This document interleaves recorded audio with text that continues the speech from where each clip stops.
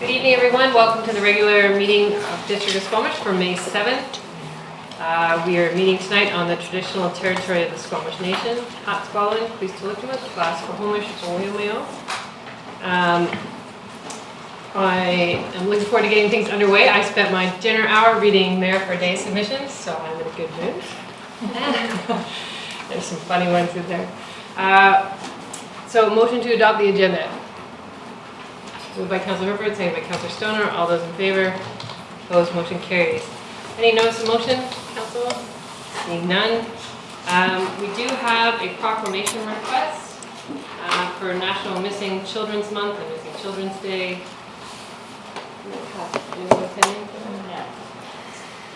So that we proclaim the month of May as Missing Children's Month and May 25th as Missing Children's Day in the district. Moved by Councillor Race. Second by Councillor Anderson.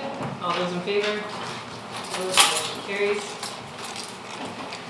Any consideration of unscheduled public attendance? So this is anyone who feels they have an issue that cannot wait 2 weeks to put before council. Seeing none. We have no public hearings tonight, but 2 timed items. And we will start with temporary use permit number 60, Backcountry Brewing Events.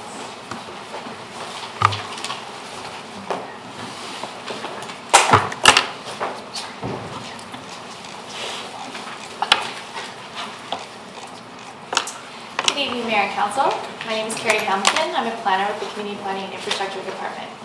I'll be presenting a temporary use permit for a property located at 1201 Commercial Way for the purpose of additional restaurant seating to accommodate temporary evening events in the parking lot of Backcountry Brewing. Backcountry Brewing is a tenant located at 1201 Commercial Way. The property is zoned Specialized Industrial Business, I-8, and allows for an array of light industrial uses and some commercial uses, such as restaurants and gyms. The property is adjacent to I-9, Specialized Business Service Center, a zone that is also intended to accommodate a mix of light industrial and be the commercial service hub for the business park. The property is also south of the new Mud 1 zone that will accommodate a mix of light industrial and residential. Although separate from this application, it is worth noting that District staff have been working with the property owner of 1201 Commercial Way to revise their parking plan in order to accommodate the increased commercial uses on the property. The parking revisions are illustrated on this slide and in attachment 3 of your report package this evening. The changes include an increase of 36 stalls, as you can see highlighted in purple, and the removal of several storage containers impeding the use of existing stalls, and the addition of 2 large dedicated bike parking areas, as you can see located in blue. The temporary use permit application for Council's consideration this evening is a proposal to permit an additional 46 restaurant seats at Backcountry Brewing for the purpose of 14 temporary evening events over 8 weekends over the course of a year. The event space includes liquor sales, which triggers the need for this TUP to be considered by Council. The event space will be taking up 3 existing parking stalls and 3 existing loading bay stalls that are used by Backcountry Brewing. The events will also offer an additional 22 bike parking stalls at the event entrance at the rear. Increased restaurant seating does trigger the need for additional parking in accordance with our zoning bylaw. The event's additional seating and employees will require an addition of 14 stalls to the property, and with the loss of 3 existing stalls, we have an overall parking requirement of 17 stalls. As parking is already limited in the area, Backcountry has secured an additional 20 parking stalls across the street, located at 39319 Queensway, by way of signed letter, and this letter is found in attachment 4. An event schedule can be found in attachment 2 of this report, as seen on this slide. The events are proposed to begin from 3 p.m. and will end between 11 p.m. and 11:30 p.m. The district noise exemption bylaw generally prohibits disturbing noises to the public past 10 p.m. and therefore a noise exemption permit is a condition of issuance of this TUP should it be approved by Council. The project was put on Development Showcase, and statutory requirements for public notification with respect to the TUP were completed in accordance with the Local Government Act. They include notices of the TUP consideration date mailed and hand-delivered to owners and occupants within 100 meters of the property, and a TUP ad in the Chief on May 2nd, 2019. 2 public comments in support of the application were received today and are included in your package this evening in blue. The events support council priorities of economy and local jobs and neighborhood connectivity in public space through supporting an existing business in Squamish and many other local groups and events offering a place to gather, to fundraise, and or celebrate their cause. This TUP application is in line with a number of OCP policies below, such as festivals and events enrich life, the economy, and build our cultural capital. The events will engage diverse cultural communities, support the work of community-based service groups and organizations in bringing communities together, and is a form of infill use of an underutilized parking area in the evenings. The official community plan also states that the district consider rezoning industrial land to remove commercial uses, and this is why staff are recommending approval for only a one-year TUP to allow Backcountry Brewing to continue holding events through 2019, during which time the district is also evaluating the mix of existing uses in the business park. Staff believe 14 temporary evening events over 8 weekends will have minimal impact on existing light industrial businesses and associated parking in the area, and the applicants are able to address a number of the issues such as parking for the bikes and vehicles, as well as occupancy level design requirements under the BC Building Code. Staff's recommendation is to approve the issuance of TUP 60 to permit an additional 46 restaurant seats at Backcountry Brewing for the purpose of 14 temporary evening events over 8 weekends over the course of a year.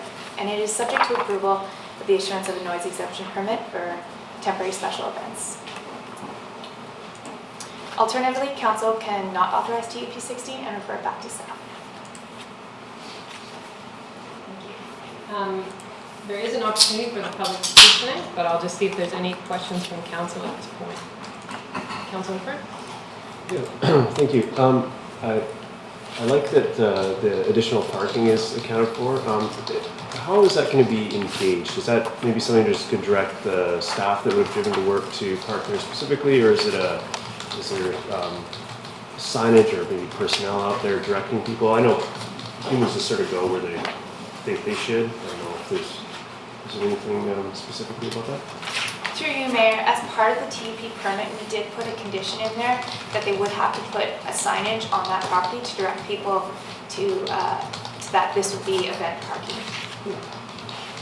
Thank you. Other questions? I have one.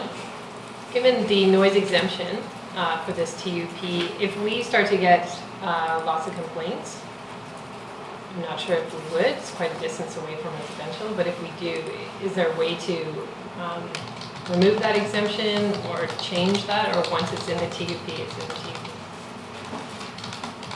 I can answer for you, Mayor. So the noise exemption would have to be done by a permit, and would also come with conditions. So this is a process that's delegated to staff, but we could incorporate complaints-based conditions in the permit. Any other questions before I go to the public? Yep, Councilor Bruce. Well, just on that point, I mean, if one complaint came in, would that do it, or would there have to be sort of a preponderance of them? Through you, Mayor, no, I don't think one complaint would normally would trigger an investigation, but wouldn't mean that the permit is pulled. Usually we look for density of complaints before action is taken. Okay, so the proponent and members of the public will be given the opportunity to be heard or to present written submissions respecting the requested temporary use permit to permit an additional 46 restaurant seats at Backcountry Brewing for the purpose of 14 temporary evening events over 8 weeks over the course of a year. After I have confirmed that it is your turn to speak, please approach the podium and commence your remarks by clearly stating your name and address. Please note that speakers will be given a maximum of 5 minutes to address council, and please don't touch the microphone. It's very sensitive. Is there anyone in the public that would like to speak tonight? I'll have to ask 3 times.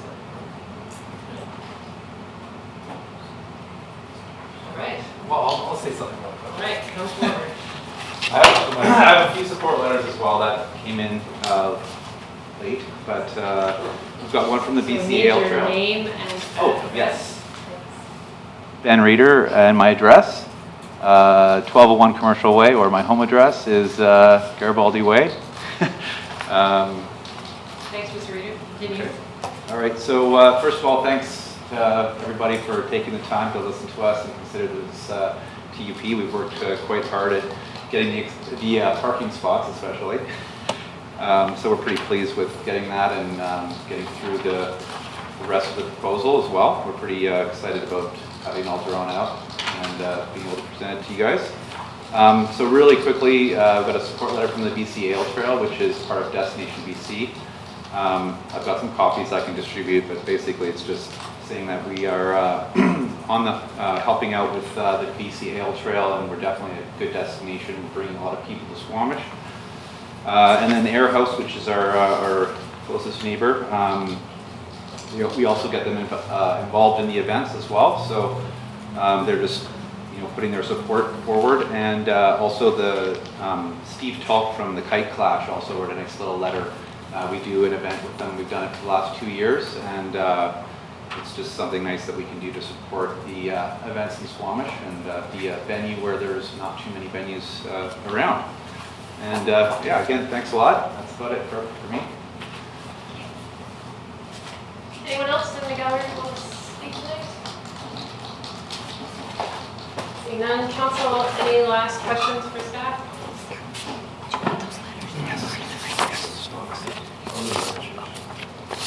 Staff recommendations moved by Councilor Herford, second by Councilor Race. Any comments? I'm happy to see the thought that went into this, and I like the recognizing where the challenges are and coming up with solutions for them, like off-site parking, I think, and having an extra, or having the space available for all the community groups is good. I think it's a win-win in all categories I can think of, so I'm happy to see that. Thank you. Councilor Race. Thank you. Yeah, I think this will be a series of interesting events, and certainly individually and collectively a positive thing for our community. And this particular location is, as the mayor noted, quite some distance from residential, surrounded by businesses, many of which won't be active in the evening in any event. So I don't see much, if any, negative impact to this. I think it also, in my personal view, I think there's a number of unanswered questions still about how we deal with some of the zoning issues in the business park, and this, I think, will give us, as an added benefit, a bit of a trial run on some things, and we can just assess this for decisions we might have to make in about a year or so. So I'm happy to support this. Thank you.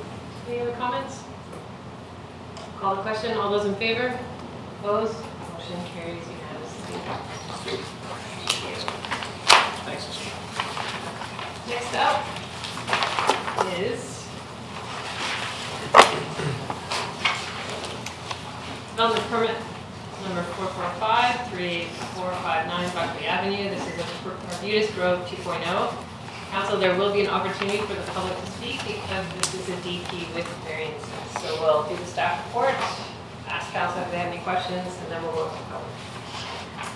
Over to you. So, good evening again, Mayor and Council. My name is Carrie Hamilton, planner with the Community Planning and Infrastructure Department, presenting to you today Development Permit 445, located at 38459 Buckley Avenue, known as Arbutus Grove 2.0.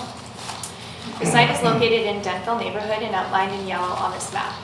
It is directly across from Housedown Secondary School, and the property fronts an existing signalized school crosswalk. The property is bordered by single-family homes in the north and west, and to the south is the relatively new Arbutus Grove, which is 11 townhouse development highlighted in orange, which was approved by council in February of 2016. So the property is located in the Wilson Crescent neighborhood of Denville and was part of the Wilson Crescent microplan. The Wilson Crescent microplan was developed and adopted by council in October of 2018, but the microplan provides a summary of conditions, planning, and service issues, and contains a series of guidelines to manage future development applications in the area. Although the application was received prior to the commencement and adoption of this plan, this proposal does generally meet the overall strategy and guidelines of this plan, as it is proposing to retain its existing zoning and density, and is proposing to increase community amenity in the neighborhood. So this development application was submitted in April of 2017 and falls under the 2010 Official Community Plan, Policies and Development Permit Guidelines. 38459 Buckley Avenue is zoned multiple unit residential 1, which is RM1, and located within the development permit area 7, which is a multifamily residential development permit area established to regulate the form and character of all multifamily developments outside of downtown Squamish.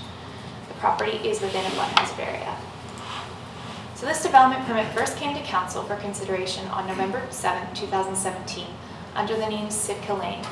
At that time, the development proposed 5 townhouses with a separate vehicle entrance from Arbutus Grove and required 4 variances. The 4 variances included the front setback, interior setback, rear setback, and an open space requirement reduction, and did not include achieving passive home energy efficiency standards. The application was not recommended by district staff to council for approval, mainly due to the front setback variance request, and council referred the project back to staff for further review. Meeting minutes and the report for this council meeting can be found in attachment 3 and 4 of your package this evening. So the revised development application before council this evening includes a number of positive changes since the previous Sitka Lane proposal. Now named Arbutus 2.0, the 5 townhouses are proposed to achieve passive home standard. The number and extent of variances have been reduced, and the project will be consolidated with the existing Arbutus Grove lot. With consolidation of the lots, Arbutus Grove 2.0 will share the existing driveway and in return share new common amenities with the existing Arbutus Grove development, such as a rear play area, a common deck, and a shared enclosed waste room facility. Each unit is 3 stories in height with 1-story roof deck patio, ranging roughly from 1,400 to 1,500 square feet. The ground floor provides deep double-wide garages to accommodate 2 vehicles and additional storage. The majority of building siding is hardy plank to match with the existing Arbutus Grove development, and red garage doors and cedar window paneling and soffits are also shared accents in both of the developments. The elevation details and variety of materials are extended to both the east and west elevation as per the development permit guidelines. The full project description, including site, architectural, and landscape plans, are provided in Schedule A and B and labeled in attachment 1 in your report package this evening. A detailed review of the compliance to DPA guidelines can be found in Appendix B of this report. So the common open space area include a natural play feature area, which includes a swing and bench seating at the rear, and a communal deck and gathering space with an open play area at the front.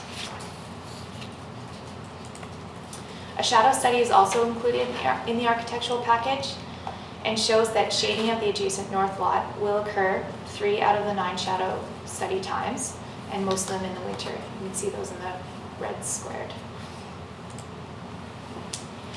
DP 445 was presented to the advisory design panel on January 17, 2019, and the ADP passed the following motion: that the advisory design panel generally supports the project as presented and would like the applicant to work with staff to resolve the panel's recommendations. The images on the slide show you the development as proposed to ADP on the top and the development that is before council this evening. In response to recommendations of the ADP, the applicant modified the development plan to address the following items summarized in the table on this slide. They include an improved east facade, reductions in building and perceived massing, upgrades to the drive aisle, upgrades to the ground floor treatment, the addition of more railings to break up the roof massing, and upgrades to the communal outdoor space areas. So for the development to be achieved, 3 variances have been requested to the zoning bylaw. The first is a height increase variance from 10.68 meters to 10.72 meters, a difference of 0.04 meters. This increase is to accommodate passive home house standards for thicker floor and ceilings, which can be visually demonstrated by the image on the slide, where a typical floor and ceiling height is illustrated on the left, and the screen and a passive house standard floor and ceiling height illustrated on the right of the screen. The zoning bylaw also allows for a height bonus of 1.5 meters for residential buildings affected by high flood construction levels. This development would be eligible for this height bonus, so the final height would be 12.22 meters as seen in the green on this image. This variance would be supportable would be a supportable variance under the current OCP policy.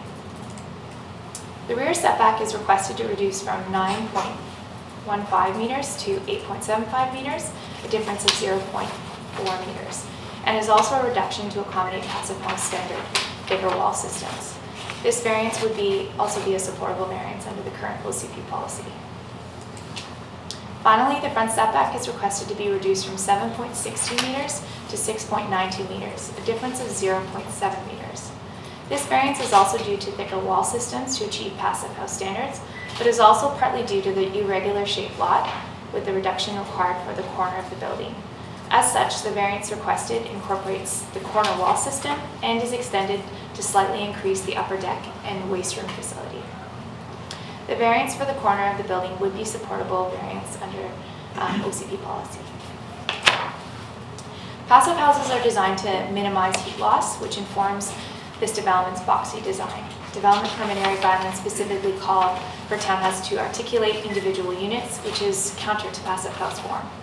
To achieve increased articulation of units, the development proposes to alternate colors and projections where possible and add cedar siding into the patio areas.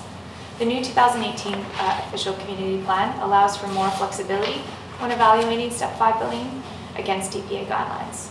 But in summary, the proposal generally does meet the DPA 7 from the old OCP form and character guidelines, and highlights include the high quality of building materials, extensive landscaping, natural play area, and parking lots located in the rear of the site.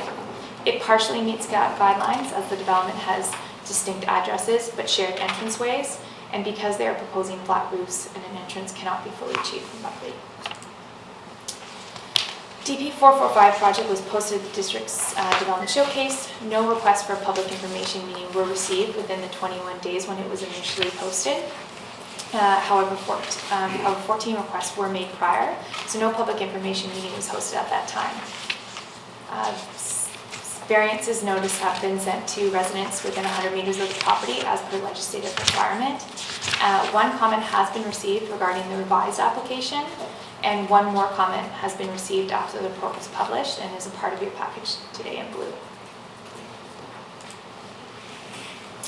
Staff's recommendations are that council authorize development permit number 445 for 38459 Buckley Avenue with subject to bonding for landscape work, registration of a covenant requiring Step 5 of the BC Energy Step Code, registration of a flood covenant on title, and consolidation of 2 lots into one single real estate entity. And that the development permit include variances to the front setback, rear setback, and to the height. Alternatively, that council can not authorize development permit 445 and refer it back to staff. Thank you. Council, any questions? Councilor Riss? Thank you. Could you go to one of the overheads, please?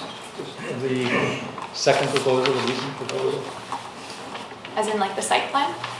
Yeah, the overhead site plan. Yeah, that one's fine.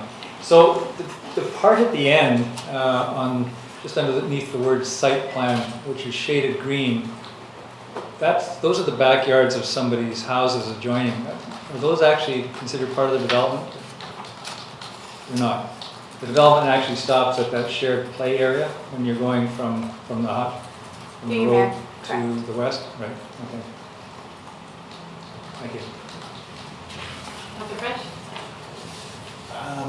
Thank you. Will you go to the slide that talks about the request for information meeting 14 prior? I don't really understand what all that means. If 14 people were asking for an information open house, what happened that no information open house? Through your mayor, to clarify, so this was part of the original application when Sitka Lane came forward. And what, as our showcase and our policy states, after 21 days, we have 21 days to receive up to 10 comments in order to push the applicant to create a public information meeting. And we did not receive that at that time for that application. And we received it after those 21 days. Now, following for this particular application, we've only received, as it's been revised, we've only received 1 comment. Okay. Any other questions? Councillor Anderson? Yes, we've received a letter from Mr. Sean Robinson regarding parking. In particular, I note the issue of parking near the crosswalk. Elsewhere in the district, I observed that parking near crosswalks can cause visibility issues for drivers and pedestrian safety issues. I wonder if you may be able to speak to this as to whether how we may be able to, or is there an issue of mitigating this issue in this instance? Through you, Mayor, it's a good question. We, as part of the servicing agreement, which is the next step after a development permit, we do review the streetscape, and because it is facing a school crosswalk, that will be reviewed in terms of what we can do. Typically, we'll do cash in lieu if we can't do the upgrades right now, or we can actually ask the developer to update the streetscape to the standards of today. So that will be definitely reviewed at servicing agreement. Thank you. Councillor Griffin? Thank you. I appreciate the move towards passive construction here, and you had the one slide that showed the elevation, and I understand the height variance. Yeah, thank you, and it's within, I'm comfortable with that. With the exterior walls, is it the same, are there additional requirements between units? I'm just trying to figure out how much space just the passive factor takes up, I guess horizontally instead of vertically. Through you, Mayor, I don't know exactly the answer to that question. Maybe the applicant could, or members could speak to it. I know a little bit about it. I can provide some light maybe. So when we review permits for compliance with the step code, each unit is tested individually. So each unit has to achieve air tightness individually. However, because it's a townhouse form, the separations between units are probably less than what they are around the envelope of the building.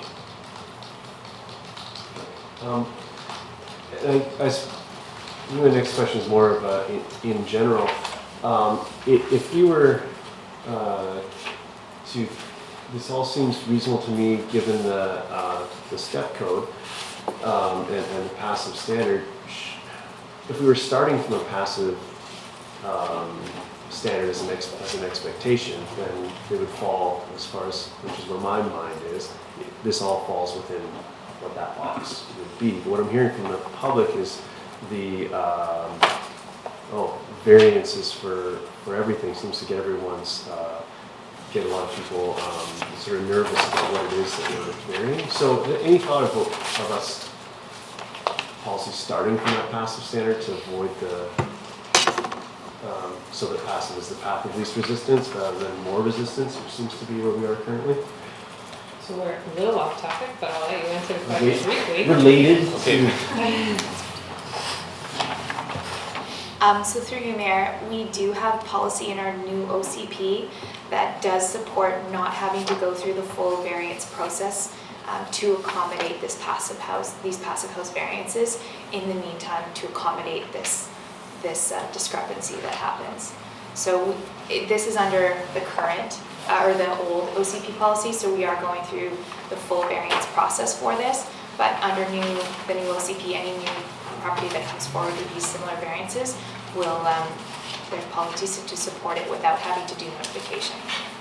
So, And just yeah. to add to that, we have identified this as an issue for the zoning bylaw update, to have two different standards for these high efficiency buildings and just the buildings that meet minimum code standards. So in the future, I think our expectation is that these kinds of applications wouldn't have a variance. One more question, actually about this Great. specific piece. Okay. I went past there today, and the structure that's currently on the property, as we're talking about setbacks, it looked to me that this is actually, given even with these variances, that this is going to give more space to the next property from the structure that's there already. Would you agree with that, or do you have anything on what's actually at this space? Through you, Mayor, I believe this was brought up in the past. It was signaling when we reviewed this, and that some of these properties along this Buckley frontage do not comply to today's zoning regulations of a front setback. So you are correct that it is likely that this will give more space. Councilor Stoner. Could you just go back to the aerial layout of the site? Yeah, that one. So I'm just curious, so this is a one-way in terms of cars go in. How tight is that for their turnaround and getting back out? Is it a two-way street? Yeah. Through your mayor, it is 2 ways to come in and out, or 1 way in, 1 way out. Okay, maybe I will go to the public. Because this is a development permit with variances, there is an opportunity for the proponent and members of the public to be heard or to present written submissions respecting the requested variances to section 10 of the District of Squamish zoning bylaw. And so that is the front lot line setback from 7.62 meters to 6.92, the rear lot line setback from 9.15 meters to 8.75 meters, and the maximum height from 10.68 to 10.72. Although we heard in the presentation the overall height is higher as a bonus. After I've confirmed that it is your turn to speak, please approach the podium and commence your remarks by clearly stating your name and address. Please note that the speakers will be given a maximum of 5 minutes to address council and don't touch the microphone. Anybody would like to speak tonight? On board. Thank you, Mayor and Council. My name is Tyler Ovington, and I am the applicant for this proposal. I live at 38447 Buckley, Unit 5 there at Arbutus Grove. First of all, I'd just like to thank you all for considering this application and let you know that we're quite grateful for having this opportunity to potentially build another fantastic project here, and it's very important to us to continue building better and trying to sort of lead the way in this type of construction. I'd just like to address a couple of things while they're fresh. First, to Councillor Stoner, it is a two-way road and it is very tight right now. So by sharing the roadway, we've actually been able to widen the road by 7 or 8 feet. So there's going to be significantly more space to turn around for that front 2/3 of the drive aisle. With regard to Councillor French's inquiry about the comments that came in after the 21-day period, there were no comments up till 21 days, and if I recall correctly, there was an abundance, 14 that all appeared at once. I don't know how that happened, but that is how it went. Councillor Herford, yes, for sure we are giving more space to the neighboring house. The new building is significantly further away than the existing building. With regard to the crosswalk, the tenants of the current dwelling are a little bit truck happy and do park a couple of trucks on the road, so there's room for boats and stuff in their driveway, but that will change. With this development, there will be some additional visitor parking and an additional 10 parking stalls within the units for the residents, so I anticipate the parking will get better. And also there is parking allowed on the street there right now, although I understand it is illegal to park near the crosswalk, but I believe it should be a bylaw issue maybe. Somebody should call it in. But I do think that the parking will actually be improved. So, thanks. Oh, sorry, one more thing. With regard to Mr. Robinson's comments here about the site being raised and the grading, we obviously, through servicing agreement, do significant stormwater management studies, and our engineers at Vinnie have confirmed that this is not going to be an issue, and all of our groundwater will be contained and put into that nice new storm system that's on Buckley Avenue. Thank you. Does anyone else would like to comment on this DP with variances? Seeing none, I'll go back to council for any last questions.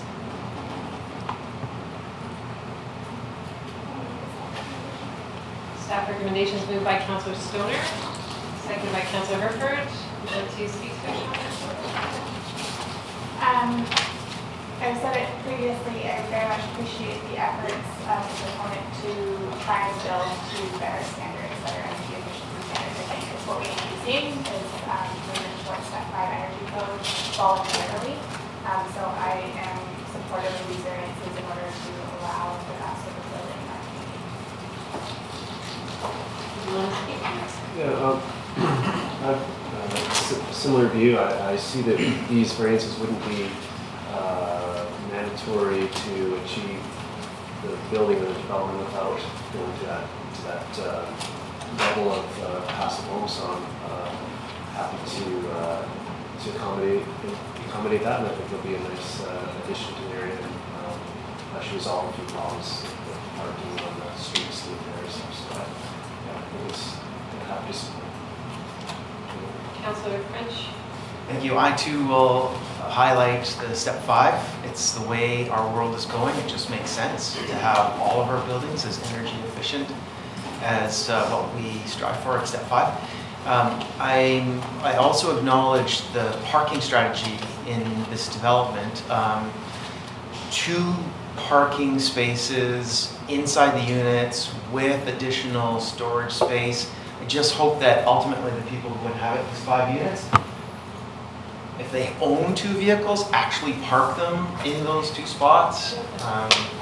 It just will work better for everybody if that's the scenario. So I'll be voting in favor of this. Thank you. Councillor Flannery? I'll be supporting this. I just wanted to echo quickly some of Councillor Herford's earlier comments. When I first read this, I'm looking forward to the bylaw rewrite because I feel that sometimes the way we frame these, and maybe we don't have a choice to some degree, but we frame it as if this is getting we're allowing a bigger building than should be there because they're going step 5, and I am of the mindset that what should be is a step 5 building within the building size that we all accept as a community, and if you don't do step 5, you're going to be smaller than that. And if we can frame things that way, I think the public acceptance of these things will be easier, although it doesn't sound like we've had a lot of resistance to this particular project anyway. So I'm also appreciative of the effort that's gone into responding to feedback and making this a better development and listening to what people had to say for the first go around. Thank you. Councillor Reyes? Thank you. And I will also support this. I don't have an issue with the variances. They are relatively small, and I think generally I would like to encourage this form of building, not discourage it. So I am content with these variances. I was on council when this first came before us with the previous layout, and I think this is without a doubt a much better proposal on a couple of fronts. One of my concerns I remember from that meeting, I guess it was last year sometime, was the sight lines from the driveway that would have serviced that particular, the additional 5 units, Sitka Lane, which was shown in one of the earlier slides, and the difficulty seeing traffic coming and pedestrian traffic given neighboring shrubbery and the curb and so forth. So having the one driveway by itself, to me, immeasurably improves this development and the adjoining one, I think, as well. Because now it provides more room for vehicle turning. And I applaud the efforts of the developer to consolidate the 2 lots. That might sound simple, but I know it's not always simple. There's sometimes a great deal of effort involved in getting to that point with strata development. But I think the result is probably a better development for both sets of units. Happy to support this. I will call the question. All those in favor? Opposed? Passes unanimously. So, anyone who showed up for the public participation part, you're free to go. Thank you. Okay, we are on to bylaws. First 3 readings of District of Squamish Records Retention and Disposal Bylaw, number 26.2, 2019. Welcome. 2 people we don't want to get to see on a Tuesday night. Good evening, Mayor and Council. My name is Sarah Dipper. I'm an agenda coordinator, and I'm joined today by Luz Boucher, who is the records management coordinator. We both work for legislative services within the District of Squamish, and we're here today to present to you the District of Squamish Records Retention and Disposal Bylaw, number 2622, 2019, for Council's consideration of first 3 readings. So today we're going to provide council an overview of the background on this project, the research conducted on this bylaw, the changes that will be coming into effect upon adoption of the bylaw, and the current disposal of records within the District of Squamish, and examples of possible retention changes which can occur from the adoption of this bylaw, as well as a recommendation to council. So local governments are required to maintain and manage records by both the Community Charter and the Freedom of Information and Protection of Privacy Act. The LGMA, the Local Government Management Association, realized the need for local governments' records management retention schedules and created a records management manual and retention schedules to help guide local governments in their practices. The District of Squamish attended a seminar on the most recent updates to the LGMA records management manual and identified a need for a new bylaw to help the efficiency of records management within the District of Squamish. So currently we have some issues with our bylaw, which include retention schedules attached and forming part of the bylaw, meaning that when best practices come forth from the LGMA, we can't implement them without coming to council with an amendment bylaw and having it passed. We also have no interpretation and no formal definitions established within the bylaw, and no establishment of a records management system, no formalized authority given to the corporate officer to amend retention schedules or the records management system. Currently, the records management coordinator has a spreadsheet of recommended changes and new classifications that could be implemented within the District of Squamish, which cannot come into effect unless it comes forward within an amendment bylaw or unless you very kindly pass our bylaw that's presented today. So research that has been conducted by myself and Luce, I attended a municipal law course and drafted the bylaw that you have before you. In my research, I looked at the LGMA Records Management Manual, motto bylaws, which most local governments within the Lower Mainland have adopted and are in effect. And also we have looked at the American Records Management Association and records management professional networks for best practices that we believe could be useful within the District of Squamish. The changes that will be implemented upon adoption of this bylaw will include the addition of definitions to make our records management system more understandable for both staff and the public, the establishment of a records management system, the corporate officer's authority to amend the retention schedules and the records management system, and the rescinding of Bylaw 2123, 2009, and any amendments thereto. Just to talk council through the disposal of records that's currently the system that is currently within the District of Squamish. Upon the creation of a record, the classification and the retention period is established by the retention schedules that are currently attached to the bylaw. Upon the establishment of that, a life cycle will begin, and upon expiry of that life cycle, the record will ultimately be destructed or disposed of. But this cannot happen without the department head sign off or and along with the corporate officer sign off. And this process will remain the same with the implementation of the new bylaw. Examples of records retention and file plan changes upon the adoption of the new bylaw can include the shortening of the lifespan of records and the extending of lifespan of records. And that basically occurs when there's a legal need to extend the lifespan, or else there is no legal need to have the record anymore. We can also, or the corporate officer can also add new categories. So when new records are created that aren't within our current system, we can create a new category to avoid any personal interpretation and risk of misfiling or ultimately disposing of records. So taking all that information into consideration, our staff recommendation is that council give first three readings to the District of Squamish Records Retention and Disposal Bylaw number 2622, 2019. And we welcome any questions from council. Thank you. Great presentation. Any questions, council? Councilor Anderson.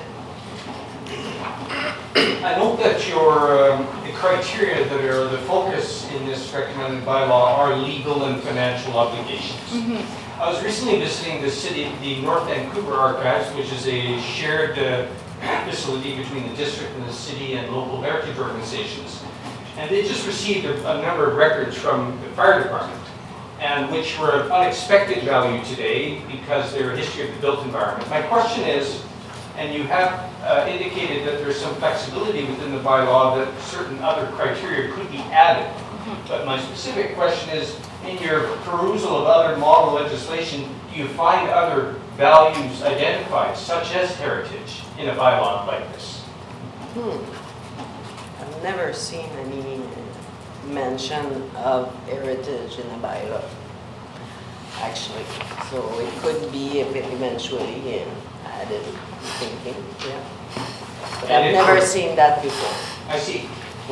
So through the mayor, we would look into other examples that are existing, and upon finding other examples within other municipalities, for example, the city of North Vancouver you mentioned, Yes. we would probably take that example of what classification they've implemented and bring that to the corporate officer as a recommendation if a need occurred. Here in Squamish, for example, we have infrastructure that is old, but there may be some records tied to it, and maintaining those records could be of value as we replace it and encounter environmental issues with some of our old infrastructure. This is the basis of my question. But I take it that there's flexibility to add criteria as we go within this bylaw. Thank you. Councillor Pettingill. So I'm just wondering if you can speak a little bit to some of the philosophy or things that would drive destruction of electronic records as the cost of electronic storage go down. And I'm not thinking so much of, PDF scans of physical documents, but as we are increasingly all electronic and TPP moves, or TTP, I guess, moves forward, why would we destroy electronic records? Through the mayor, doesn't matter the format or the media of a record. A record is either paper, electronic, or whatever form it could take. We consider a record in electronic world, it's going to be destroyed as the paper would be the same thing. So after, let's say, for example, a financial value is over, we will destroy that document because you don't need it. So there is no reason to keep documents or records that are no longer used. You would probably, keep a summary of those records, if any, but detailed records as such. As a data guy, I guess I bristle a little bit at the idea that we would never find value in these whole electronic records. But so I was just curious, if there's privacy things that normally drive this, because I can completely understand with paper records and stuff like that why, just for practicality, you need to expunge them. But for digital stuff, it's harder to see why you'd get rid of them personally. Just through the mayor, further to what Lou said, having an abundance of records makes it hard for staff to search. So when we get FOI requests or freedom of information requests from the public, having an abundance of records that may not longer hold any value can inhibit the process. So keeping records for the sake of keeping records is not considered best practice. Is there anything in the current legislation that allows us to sort of say, well, we have a copy in a digital archive, but it's sort of past the, it's no longer accessible by FOI, or if there is a digital record, some FOI. Through the mayor, if a document or record exists, it's FOI-able anyway. So if it doesn't have to exist, you better not have it.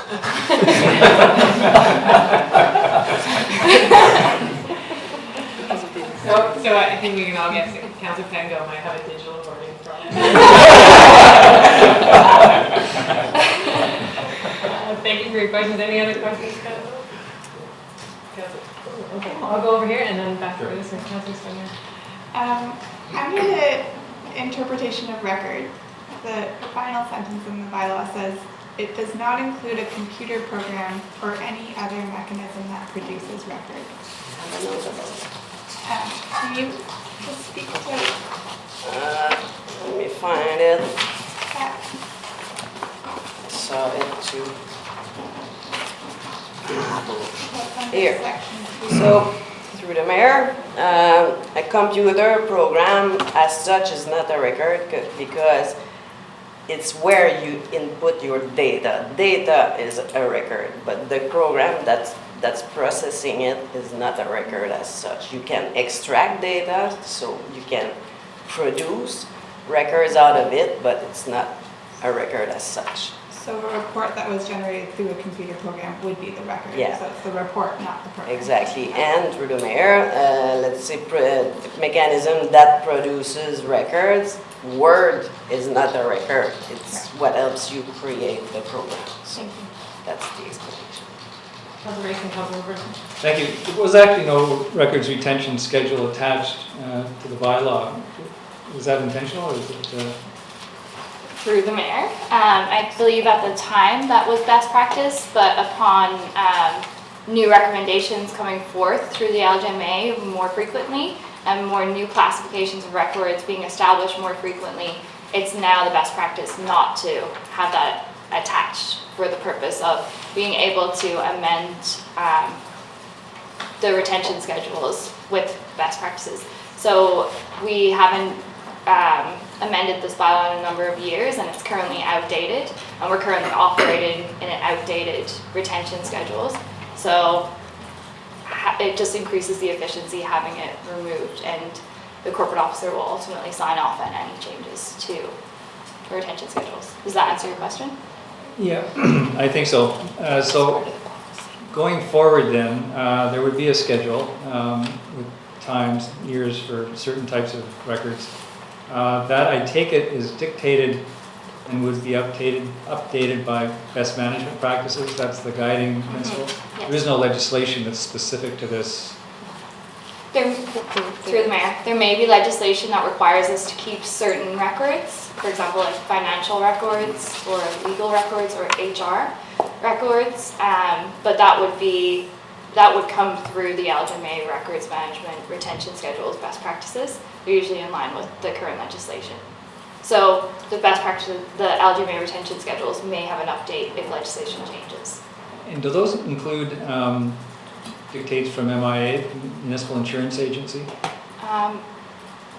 Off the top of my head, I don't know. Yeah, I guess I grew up in a regime where it was the Law Society that dictated how long we had to have certain records in consultation with our insurer, because those are the two things that really impacted how long they had to be there, future litigation and records for people. So I guess that's fine. I was just sort of trying to get the framework.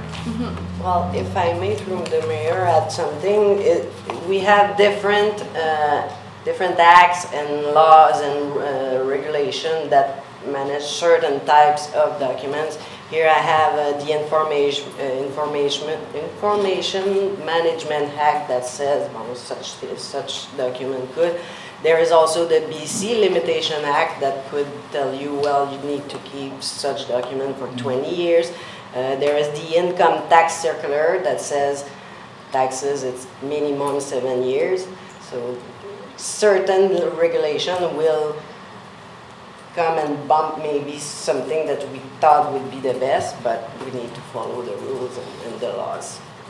We will adjust consequently. Yeah. Thank you. Councilor Herbert. I think that actually looks after my question. I was just reading about how this will provide the corporate officer's authority to sort of make those changes as needed. So just the mechanisms that would impact that, which I think you covered off. Thank you. Councilor Pagno. So how do you think this balances, I guess, the public desire for transparency, or how do we as a council ensure that we're meeting their expectations in terms of that transparency? Through the mayor, it helps us, I should say, to find rapidly what we need to find. If you have any inquiries, it helps standardizing the way we file, so we can find it faster. We have some fees to charge if we spend more time, let's say for a freedom and information request, we have to charge after 3 hours of work. So after 3 hours, if it takes me 15 hours to find, well, so there's different how can I say? Considerations. Consideration. So we need to be transparent, but we also need to know what we have and be able to find it diligently. So a follow-up, then, do we have other policy that would dictate our expectations around transparency, or do you feel that the other existing legislation provides a sufficient minimum standard in terms of how long records are kept to provide that transparency, and then anything we do and above and beyond that is just kind of icing on the cake, and that's kind of what you're proposing? We do have routinely releasable records, which a list of them have been established. I think, is it through the records management policy, or is it a separate policy? Through the FOI. Through the FOI policy, and so those records are released routinely and are available to the public without the need for an FOI request. But anything that falls outside of those records would have to go through the process of an FOI. Does that answer?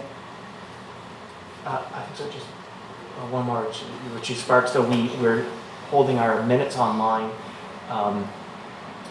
Would this apply to those as well? Like stuff we've made public, are we thinking of leaving that with the corporate officer to decide how many years of minutes history we keep on, or because those are public, non-FOIable, those are just forever things? Correct. Your words are captured in posterity. Lucky us. Any other questions? I'd like to move the recommendation. Moved by Councillor French, seconded by Councillor Grace. That's you. Any other comments? Councillor French. I can't believe we spent this much time on this topic. It's important. I agree. This is my cup of tea. I was going to say, it was a great presentation, and I'm glad we spent this much time on it, that your council is actually interested in this work, because it is valuable and important, and it's something that happens behind the scenes. Our community doesn't know what's going on, but you all work very hard to make sure that we have what we need, so thank you for that. Call the question. All those in favor? Opposed? Motion carries. Thank you for your time. Thank you. Thank you, Council. Okay, now we have first three readings of District of Squamish Municipal Ticket Information Bylaw number 1832, 2004, Amendment Bylaw number 2682, 2019. Welcome. I'll turn it over to you to introduce yourselves. My name is Chris Baker, Bylaw Supervisor, and I have with me Chris Wickham, Manager of Engineering.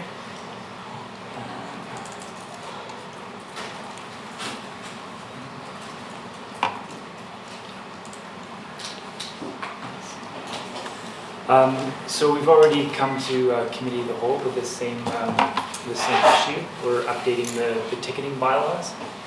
So with the fine schedules from three separate bylaws: the solid waste utility bylaw, the business license bylaw, and the building bylaw. So for the solid waste bylaw, this is a new fine schedule. For the building bylaw, there are just a few updates, and then for the business license bylaw, there are no updates. It just it had been previously added to the MTI bylaw, but not to the notice enforcement bylaw. So we're just bringing it to be added to the notice enforcement bylaw. And so staff recommend that District of Squamish give first three readings of the following bylaws and amend bylaws. District of Squamish Municipal Ticket Information Bylaw number 1832, 2004, Amendment Bylaw number 2682, 2019, Solid Waste Bylaw and Building Bylaw.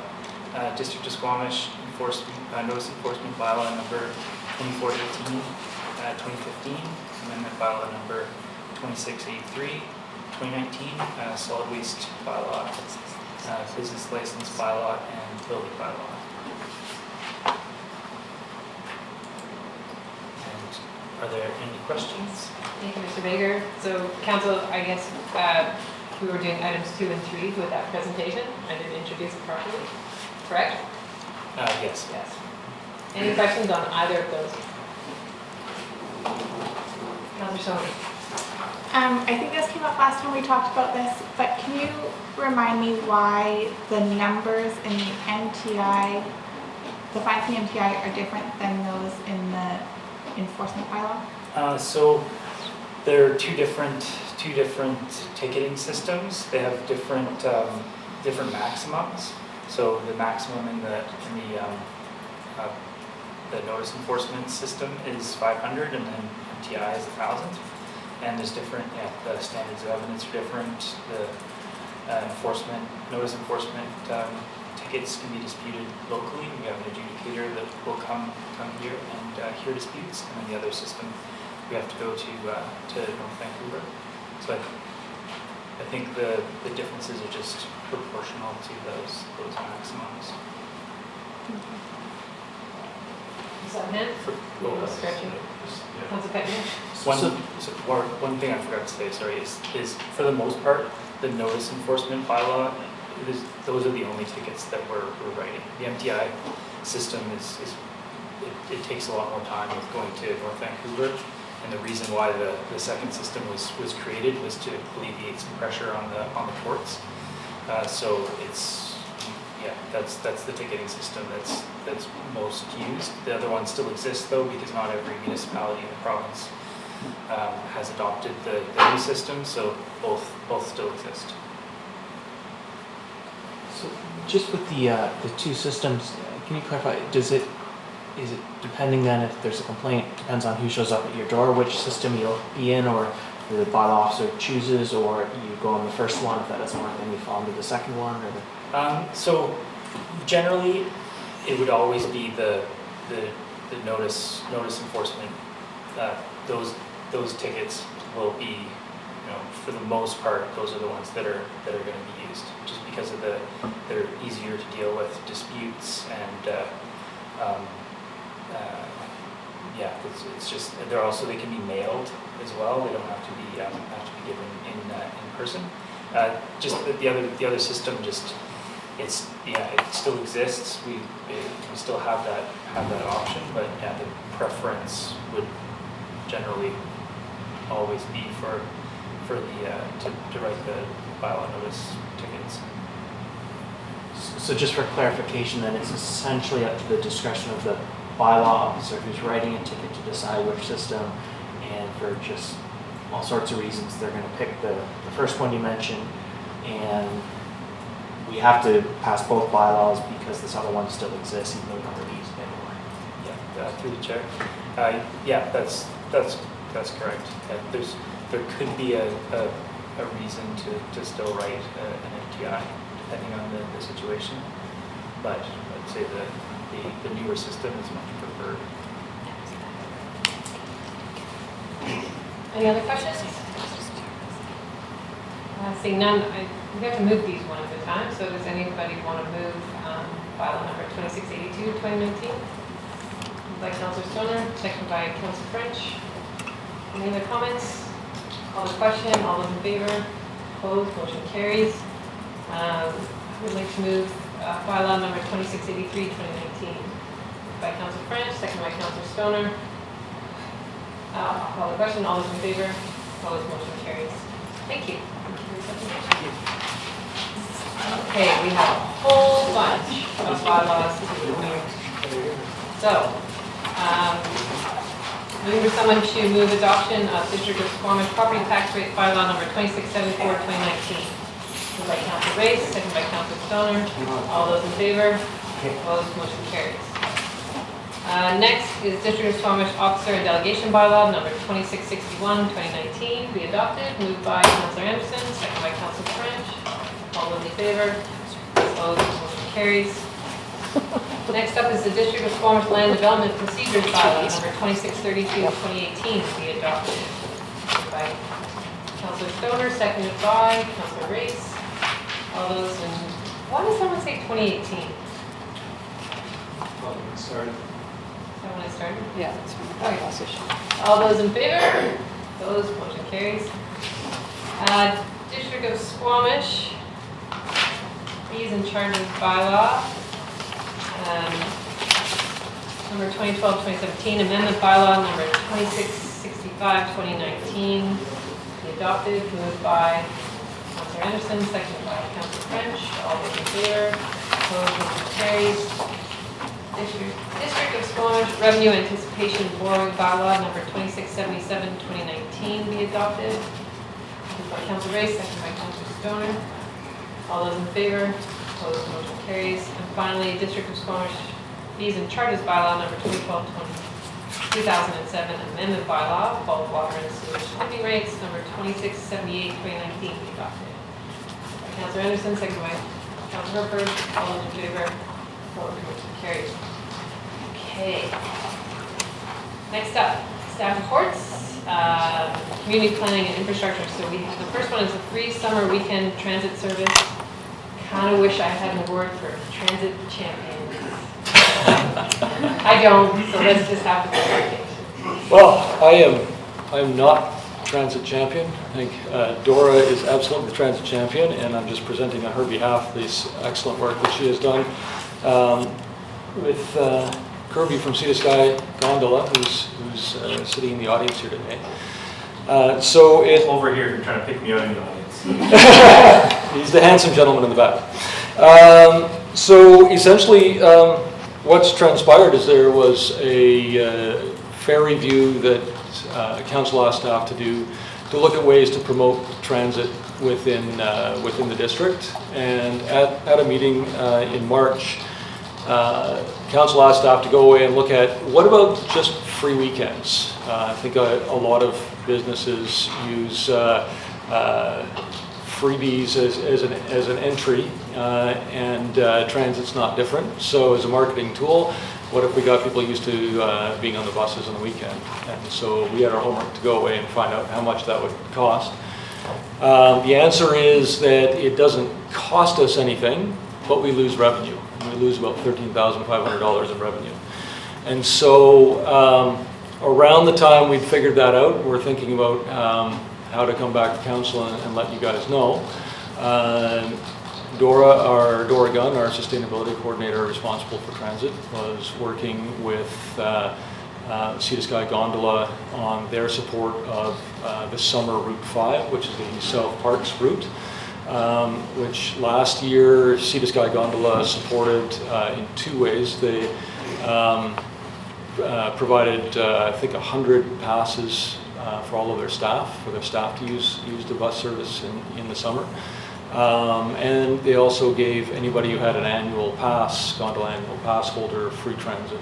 And then our driver kept track of those, and we invoiced Sea to Sky Gondola. So it was great support. Dora was talking to Kirby about doing the same, and Kirby asked, hey, is there anything else we could do? And so Dora said, well, as a matter of fact, there's this free weekend thing. And Kirby said, yes, let's do that. So we're here to propose to you that luckily we got just under the wire as far as BC Transit goes. This is big, slow-moving bureaucratic government being nimble. We ran down in the 1960s newspaper docudrama, stop the presses on the ferry guides that were about to go out, the transit guides for the summer, to come to you and ask you if you are interested in Sea to Sky Gondola writing a check for the estimated amount of revenue that would be lost, and in order to cover, and then the district would offer free bus services on weekends. Sea to Sky Gondola would still buy passes for all of their staff and still provide, just on the Route 5 service, all weeks free passes for anybody with a gondola pass, or free service with anybody with a gondola pass.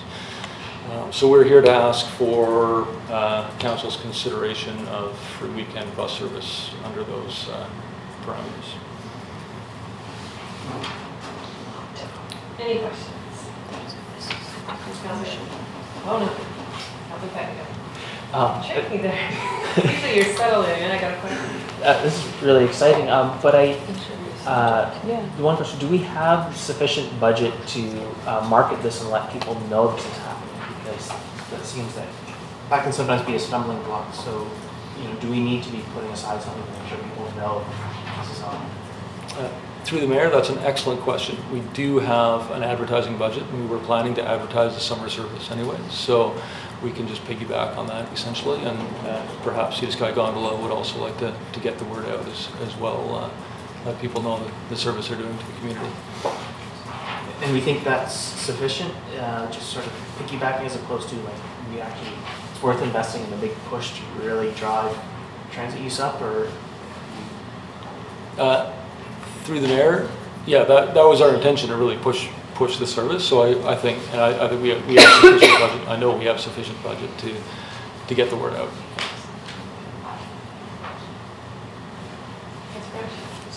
I'd like to explore the other side of what Councillor Petitio has just touched on. Is there any concern that this will catch on like wildfire and the service will be inundated and we'll be turning riders away? And is there any thought on how that would be handled if we're confronted with that situation on the weekends? Through the mayor, I hope we have that problem. Right now, what BC Transit did was basically estimate the increase in ridership. And through their estimation and their experience, they believe with the very low weekend ridership that we have today, that we'll just fill up the empty buses and then we'll be fine. If we have to turn back riders, that would be a great problem to have. We don't have the budget to put extra buses on or anything like that, so we just have to turn some people away, unfortunately. Any other questions? Sorry. I'll move it. But actually what I was going to suggest is move the staff recommendation, which is that the District of Squamish provide free transit service on Saturdays and Sundays from June 16th to September 2nd, 2019, with support from the Sea to Sky Gondola. And I suggest adding the words "as per the staff report of May 7th, 2019, because there are some specific levels of support that are set out in that report, which I assume is what's in contemplation or Yeah.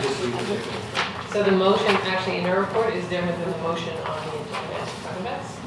So you want to move the motion in the report, which is a little more specific.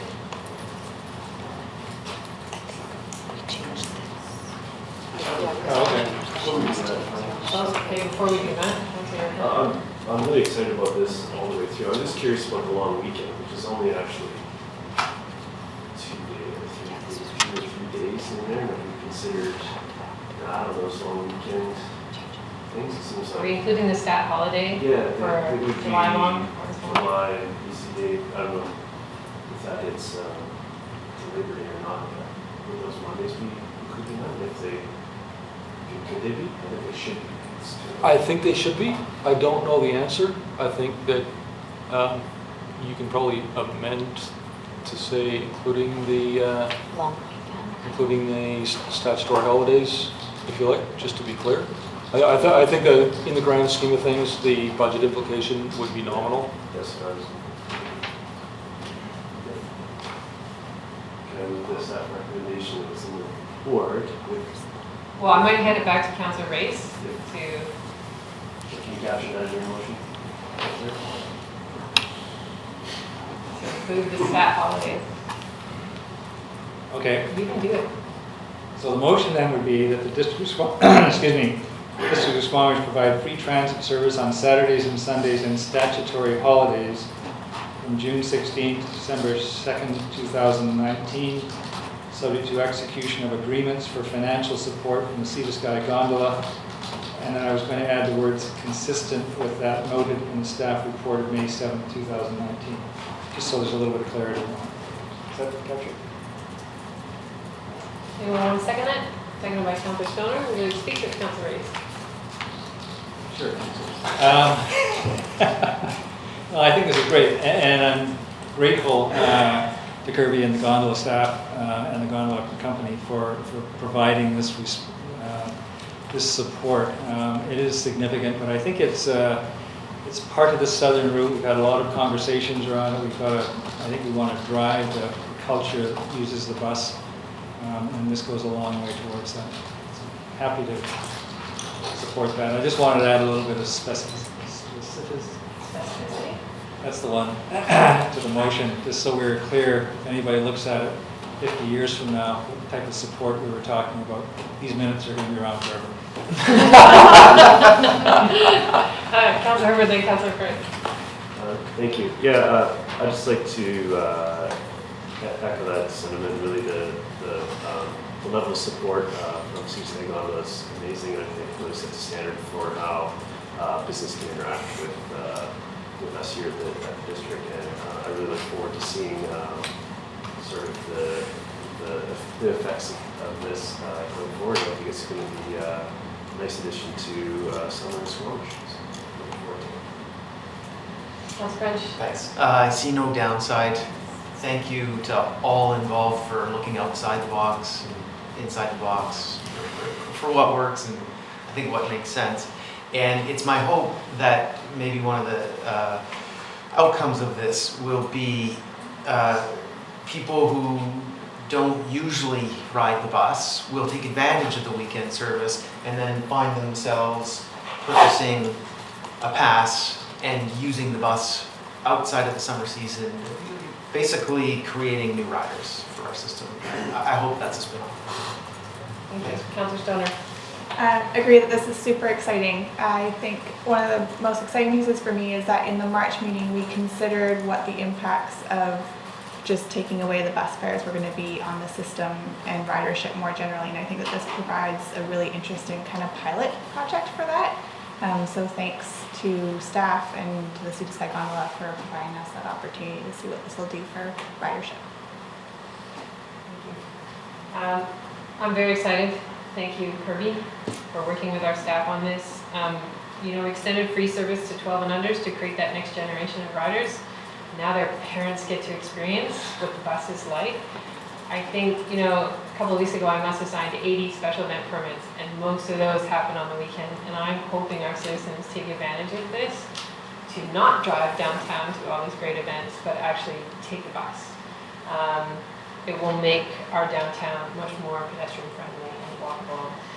Not to mention creating an amazing link out to the South Parks area with the number 5 bus. I hope too that other large employers take note of corporations' ability to buy passes for their staff. The gondola is setting a standard that I hope they will continue to brag about and encourage other businesses to follow suit. It's really important to switch people's mode of travel as much as possible. And hopefully we're going to keep track of the numbers over the summer. Because as Councillor Stoner said, it will be really interesting to see what the impact is on ridership as we bring fees down. So with that, I will call the question. All those in favor? Opposed? Motion carries. Thank you for being a transit champion at the gondola. Okay. We have one under financial services, which is the write-off of uncollectible property taxes. Is there a presentation, Ms. Matthews, or? No presentation, no. You can walk you through it, or you can just go, whatever you prefer. Do you have any questions about this before we? Yeah, just process. I was a bit curious why this wouldn't be an in-camera item because there was a specific piece of property mentioned, and I just was curious about that. Mm-hmm. Thank you. Through the mayor, you notice that we don't disclose necessarily details, but we are actually the owner in this case, and that's one of the reasons that the property is exempted from taxes. So in this particular case, we would disclose that anyway, or could disclose that. So does someone want to move the staff recommendation? Councilor Herbert, second by Councilor Stoner. All those in favor? Opposed? Motion carries. Thank you. So we have the consent agenda. We have a number of minutes. We also have a long list of letters. So if you would like to speak to any of these letters, now is the time to pull them, and then we will address them under 12A. Letters? Yes. Okay. Councilor Anderson. I'd like to have pulled number 9 from Marina Trelax, please.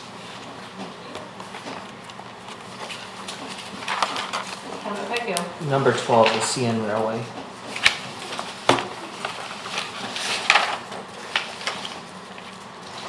I'm going to pull number 1.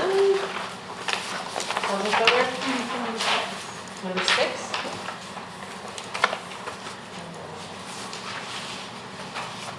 Any others?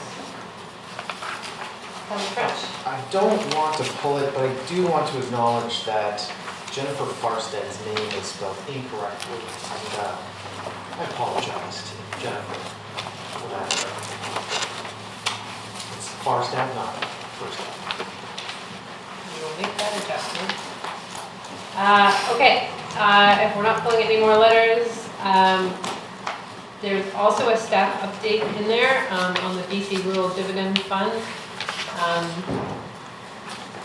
These memos are included for council's information, but if there are any questions or you would want more information, now would be the time to ask for that. Did that include the advisory zone 10 minutes, or am I appropriate? No, you're. Oh. Okay, so someone move the consent agenda with those items pulled. Moved by Councilor Race, seconded by Councilor Stoner. All those in favor? Opposed, motion carries. Okay, so correspondence for action. We'll do the letters pulled at the end of this. So we have a letter from F. Angel regarding letter of support for inner-city bus license. So this is for the Squamish commuter. They're looking for a letter of support to the province from our council Race. Thank you. The question I had with this was whether or not this was a private business that we would be giving support to. And I don't know the answer to that, but... So, Council has provided support for the Squamish commuter going back to about 2011. It is a requirement of the Passenger Transportation Board that they get a local government motion. So it's left-hand, right-hand provincial government thing. And so we are allowed, permitted, just the same as a taxi license, actually. We're allowed, and I'll move. Moved by Councilor Rice, seconded by Councilor French. All those in favor? Opposed, motion carries. We will make sure that that letter is sent off. The next one is from M. Battelle on the camping regulation bylaw, and that the correspondence be referred to the Senior Director of Community Services for consideration. Moved by Councilor Stoner, seconded by Councilor French. All those in favor? Opposed, motion carries. Next up was a letter received from the Meeting Creek Council, and that, I believe this is about traffic, be referred to the Director of Engineering. Moved by Councilor Hertford, seconded by Councilor Stoner. All those in favor? Opposed, motion carries. We had one from Ms. Chappelle about the breakdown of business versus residential, and that this correspondence be referred to staff for response. Moved by Councilor French, seconded by Councilor Hertford. All those in favor? Opposed? Motion carries. Finally, T. Rowley, Safe Routes to School, be referred to the Director of Engineering and to the May 28th Committee of the Whole meeting for Safe Routes to School discussion. Moved by Councilor Hertford, seconded by Councilor Stoner. All those in favor? Opposed? Motion carries. And then there's a letter that was on the electronic copy but not in the printed copy. If you get your agenda printed, and it's now on a blue piece of paper about BC Hydro, and that this be considered by council.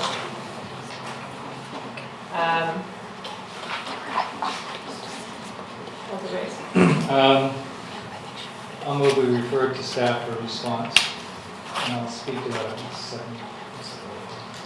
Second by Councilor. Thank you. And this relates to the power line that goes through some of the residential area of Brackendale. And as the letter notes, depending on which version of Hydro's plans we hear, might actually become active if the wood fiber LNG project goes ahead. I think from what I understand, there's some debate whether it will or not, but one of the possibilities is it does. We have been after Hydro to try to avoid that since early on in the last term with different discussions with Hydro staff to the extent that they're prepared to engage in that. And so I'm not sure, it's something that is actually quite out of our jurisdiction in the sense that we can't prevent it as a local government if we decide to go ahead. But we've been lobbying and trying to persuade Hydro that there has to be a better way to get power from the substation to wood fiber without impacting the residents of Brackendale. So no guarantees, but perhaps staff can take that into consideration in response. Can I ask respectfully why we would refer this to staff rather than Hydro itself for response? We can do that too. I was concerned about the response to the person who wrote the letter as well. Maybe it could be forwarded to Hydro through staff for a response. Would that be a friendly amendment? Yep, we can do that. So we'll go to both. Yeah. Is that okay with the seconder? Absolutely. Okay. All those in favor? Opposed? Motion carries. Okay, so we're going to go in order. I pulled the first letter from our MP, Thomas Goldsmith-Jones. In the last federal budget, there was a one-time doubling of our gas tax. And I wonder how this gets incorporated into our budget to the CFO, or whether it already has been. Or when we would receive that money. There was a bit vague on details in that letter. Thank you, Mayor Elliott. They were a little bit vague, so we'll wait and see. But generally, we get injections on the Community Works Fund, and that is streamed through our revenue source, but then pushed down into the reserve for gas tax, and we would draw it out through a budget process to expend it and use it. So this would expand our reserves that we could tap into, like Through the budget. Again, as you're aware, the legislation requires that we reflect expenditures. So even though we get this new revenue for an amount like that, we would be required to include it in our financial plan to expend it. Thank you. Letter number 6 was pulled by Councillor Stoner. I just wanted to refer this to the Sustainability Coordinator for Active Transportation for consideration and attendance. Moved by Councillor Stoner, seconded by Councillor Herford. All those in favor? Opposed? Motion carries. Sorry, what was the motion? You want to repeat that, Councillor Yeah, Stoner? to refer the letter to the Sustainability Coordinator of Active Transportation for her consideration and attendance.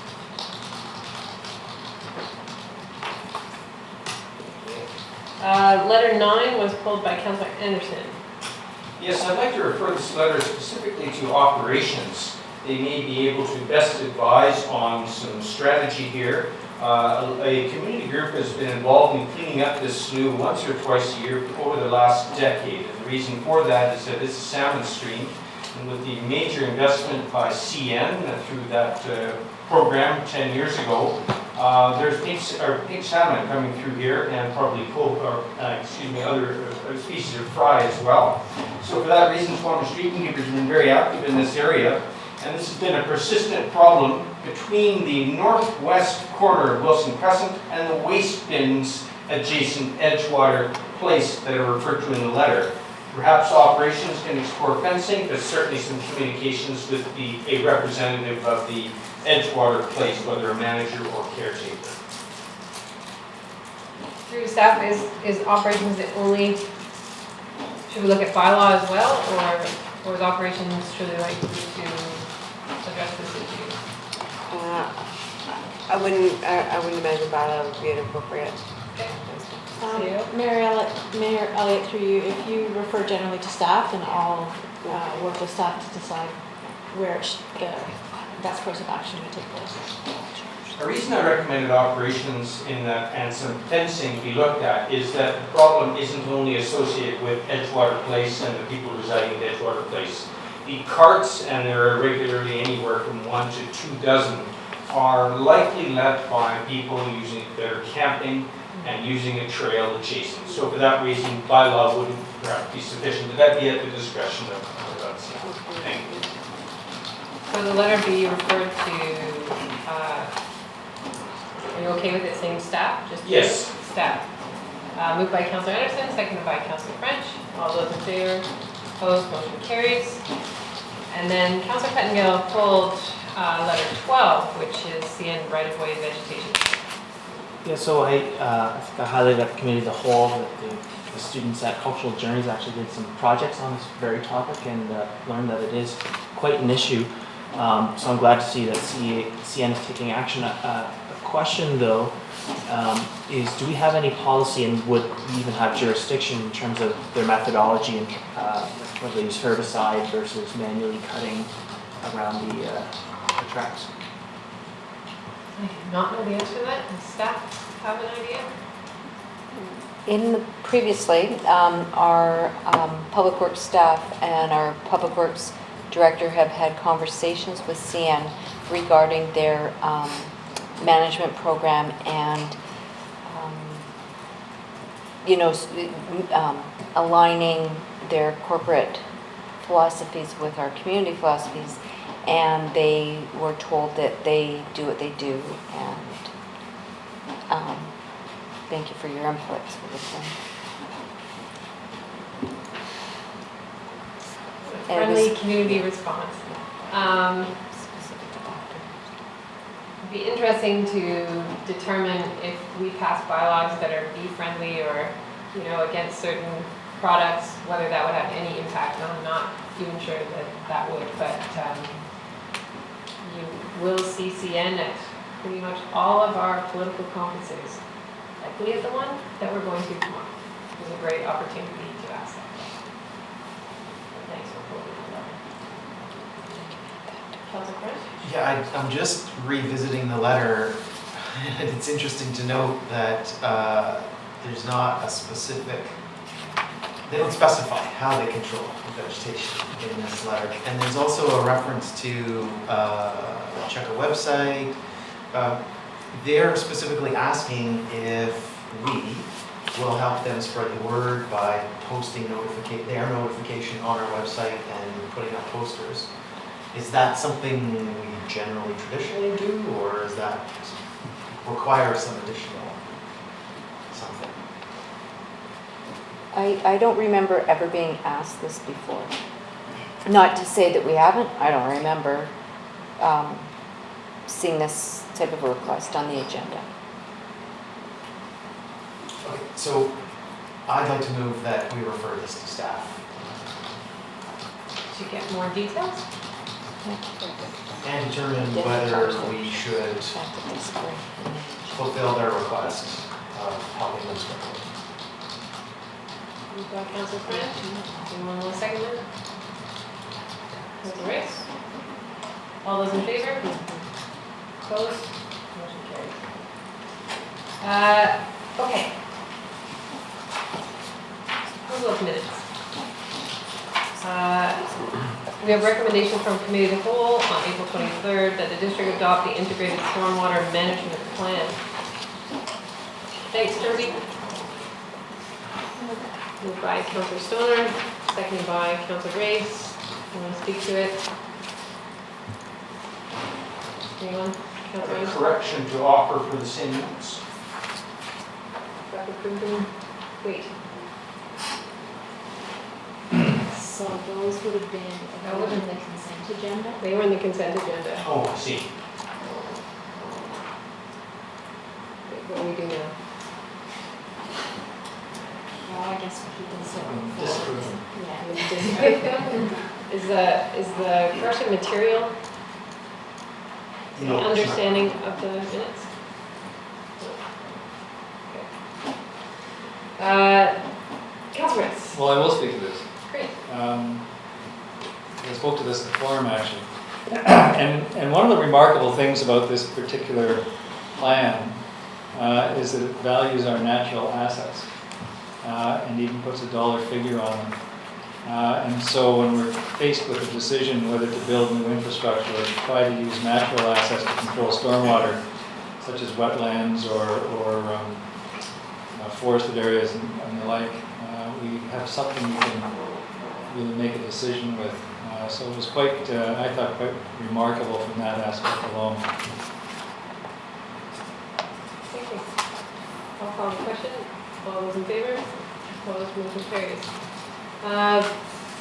Business park priority update. So this is about making some early changes to the business park zoning before the whole zoning bylaw is rewritten. And that the committee of the whole, that the District of Squamish prepare a zoning bylaw amendment which addresses commercial use of business park properties with industrial zoning based on feedback received at April 23rd, 2019 committee of the whole. And the options are described in the bullets above. Moved by Councilor Ricker, seconded by Councilor Stoner. Any comments, Council, on this one?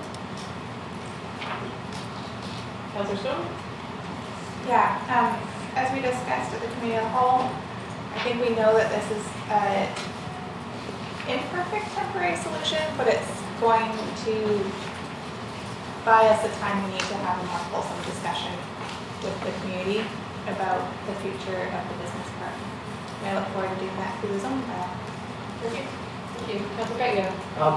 As discussed at the committee of the whole, I do have a few reservations, which I discussed at that time, but in light of our aligning with our presentation on continuous improvement, that's something that we had. I'm happy to support this, and maybe we'll learn something, or maybe this will turn out to be exactly what we should move forward. So I will support it. Any other comments? I'll call the question. All those in favor? Opposed? Motion carries. Thank you. Any business arising from the minutes?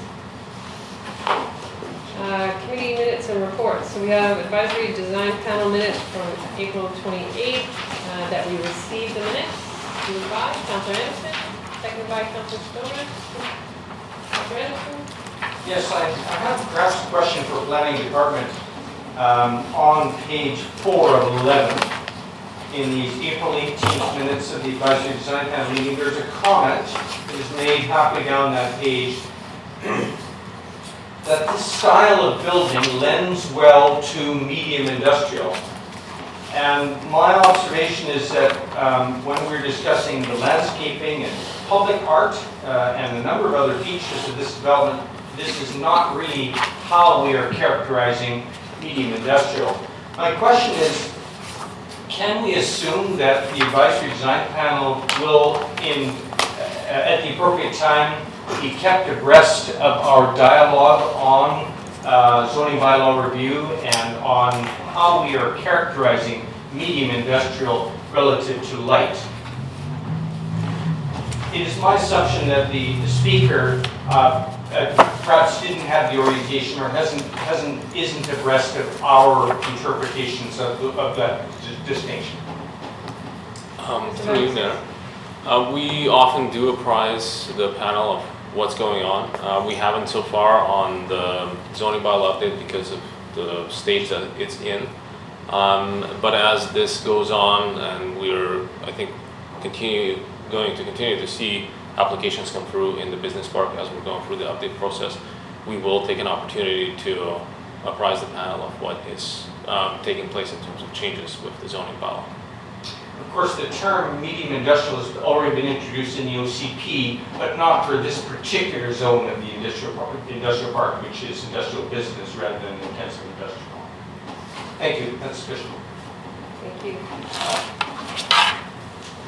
Are those moved and seconded? Yes. I'll call the question. All those in favor? Opposed? Motion carries. Smokeblows Park Committee minutes that we received April 18th, 2019 committee minutes for information. Moved by. We'll slow down on me here. Councilor Herbert, seconded by Councilor Bates. All those in favor? Opposed? Motion carries. We have a recommendation from the Smokeblows Park Committee. These are recommendations. They're at the discretion of council. That the Smoke Bluffs Park Committee Establishment Bylaw be amended to add a representative from the Squamish Off-Road Cycling Association to the committee as a voting member, and that the Smoke Bluffs Park Select Committee support reclamation of the built portion of these two different motions. Okay, I'll stop at that one. Are there any recommendations or, no, any questions for someone with that? So this would amend our bylaw again, Ms. Arthurs? So we would have to do an amendment to the bylaw. So we just added someone, so we now have an additional member at large.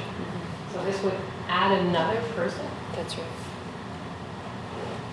I'm not sure I see the benefits of this. You're moving the recommended? I'll move the, yeah, move the recommendations. Seconded by Councilor French. Any comments? Councilor Harper? Can I speak to? Yeah, this meeting on the April 18th was the main topic was about essentially a user, a conflict that could have been, I believe, avoided if the representative from the Squamish Off-Road Cycling Association had a seat at that table. It was into the boss, and I think it would have been that whole situation, which was a planning and execution of a new trail, creating some user conflict could have been avoided. So I was really happy with how the Smokeless Park Committee handled themselves through that, and they were open to having the expertise of the Squamish Off-Road Cycling Association at the table to mitigate trail conflicts, because it isn't a commonplace in the forest around Squamish Village to be at user conflicts. So I think having the table is key, and I was happy with the park committee's openness to seeing that as a solution. So I think this is a great step forward. Councilor Anderson and Councilor French? It was evident during the last meeting of the Smokeless Park Committee that some miscommunications had taken place regarding the trail project. Our staff member, Gary Buxton, did address some of those communications in clarifying the process of the project, and there were some other miscommunications in that apparently some members of the mountain biking community did not feel themselves sufficiently apprised of what was going on. And the recommendation to install a representative of SORCA on the committee should alleviate that, especially because SORCA and the mountain biking community goes along with this will take on a greater role in acting as to receive and present opinions and communications from the mountain biking community. So that community has been a little bit dispersed as far as its relationship with the committee. That should be improved by this measure. And this is how the representatives of SORCA seem to address it. This is important that the organizations there do take on that role. They'll speak for their sector. So I do support the motion. Any other comments? Councilor French? Mountain biking is popular in the Smoke Bluffs area, and I think it is totally appropriate to have some representation on this committee from the Squamish Off-Road Cycling Association. And I'm not necessarily married to that the terms of reference specifically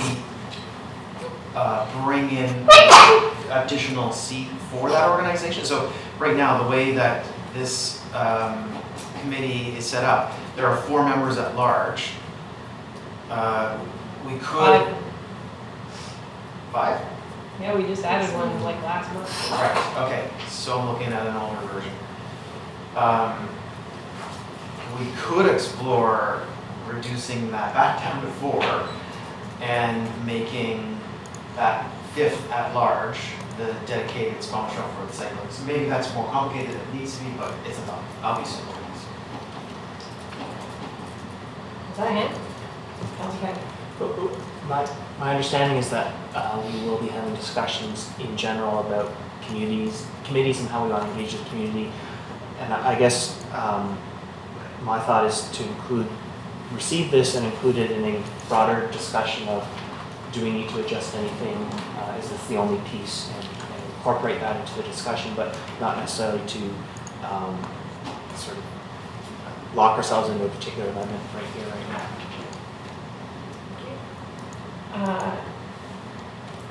want to speak to this? You've already spoken to this. I will come back once everyone's spoken once. I appreciate the need to have diverse representation at the table. I think that a one-off bylaw amendment is not the right approach here. Just to give Sorka a voting seat at the table. The reality is that these are open meetings to the public. I think at this point, if Sorka wants to attend those meetings, they're more than welcome to. And I think that there's recognition that increased dialogue and conversation is necessary. I don't think that an amendment to the bylaw at this time for a one-off is necessarily the right approach.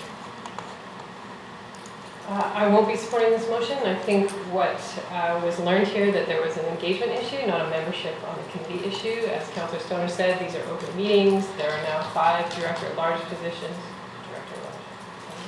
member-at-large positions available. And so I think that the committee has learned from the experience and how they need to engage with the various trails groups through this experience, but I'm not sure it necessitates a change in our bylaw.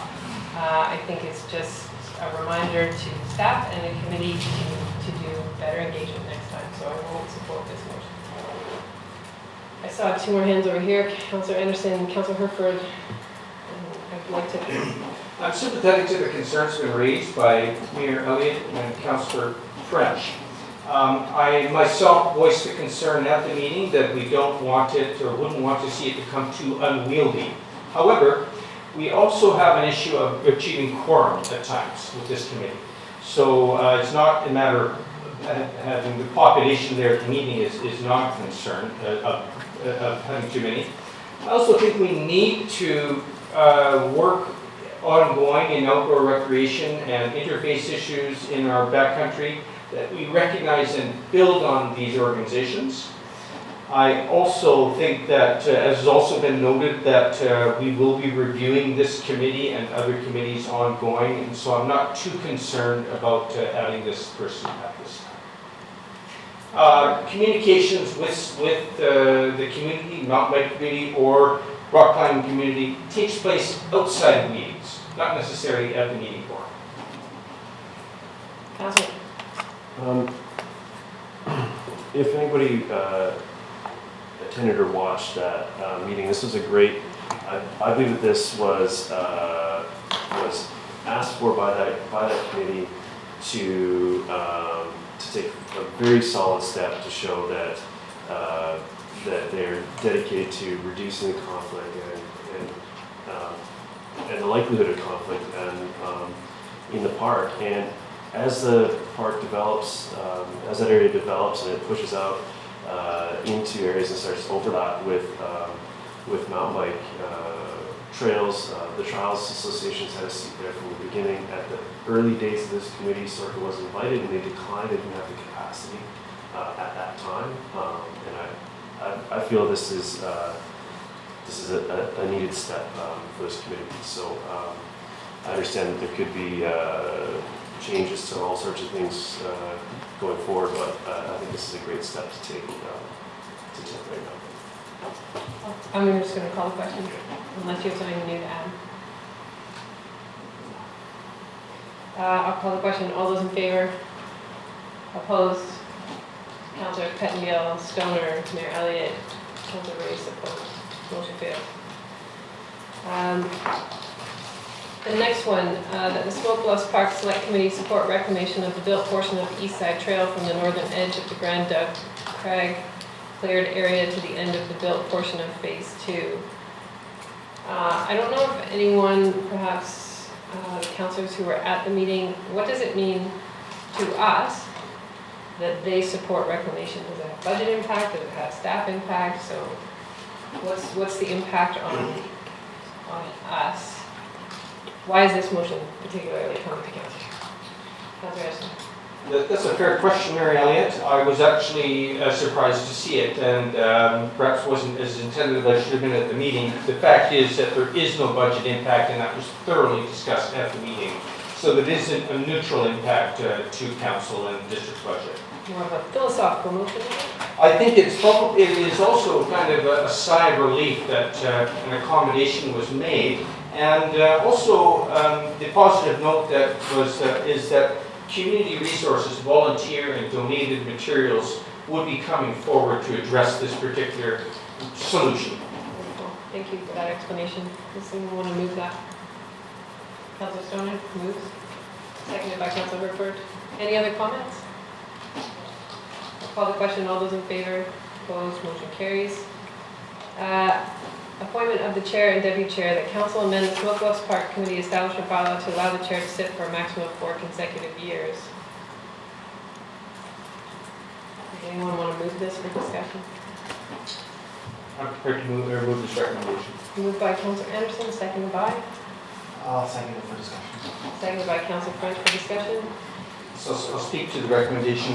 I'm actually unclear on why the bylaw was changed, I believe, in 2017, because this is really going back to an earlier version of the bylaw as regards the term of the chair.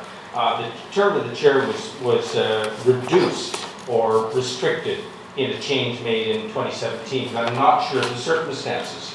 The circumstances at the present time is we have a very able chair. The meetings, due to the passions and interests involved, can be demanding.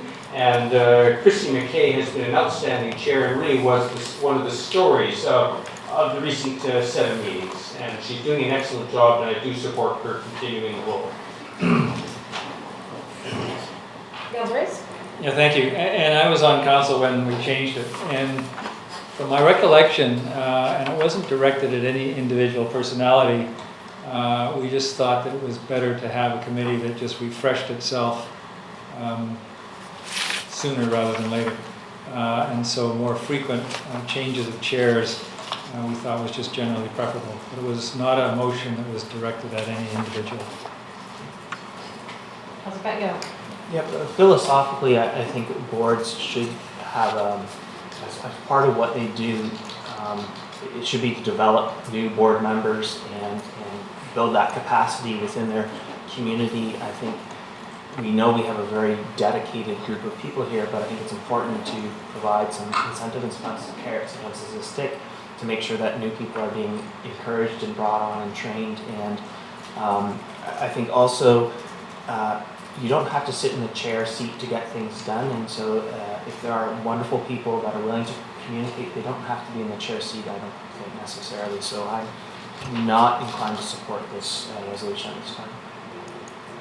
Thank you. Any other comments? I won't be supporting this resolution. I think we have to set bylaws that don't just contemplate today's situation, but for the long term. And I do think a renewal of the chair is important.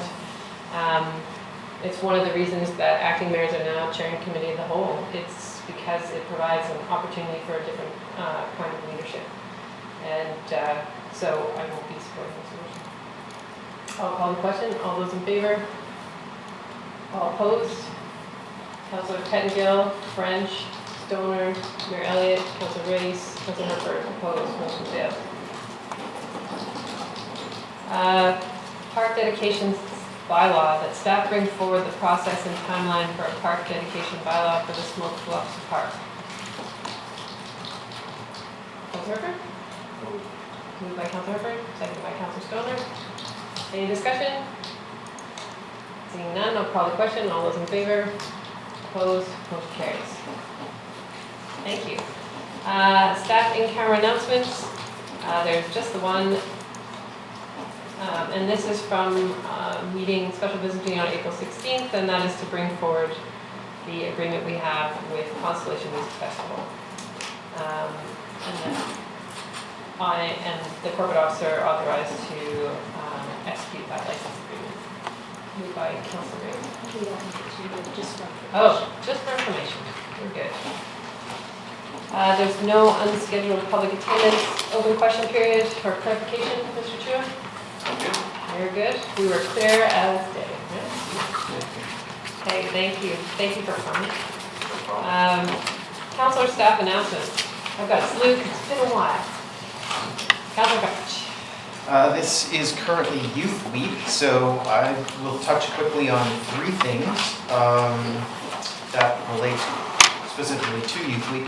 The Montessori school at Skyridge had an open house. They've had a series of these, and I haven't been able to attend the previous ones. I made it to this most recent one. It's a great school, great facility. I think they've done an excellent job of creating great value for the facility. Enthusiastic parents and students. I think that school is going to be a huge success in that location.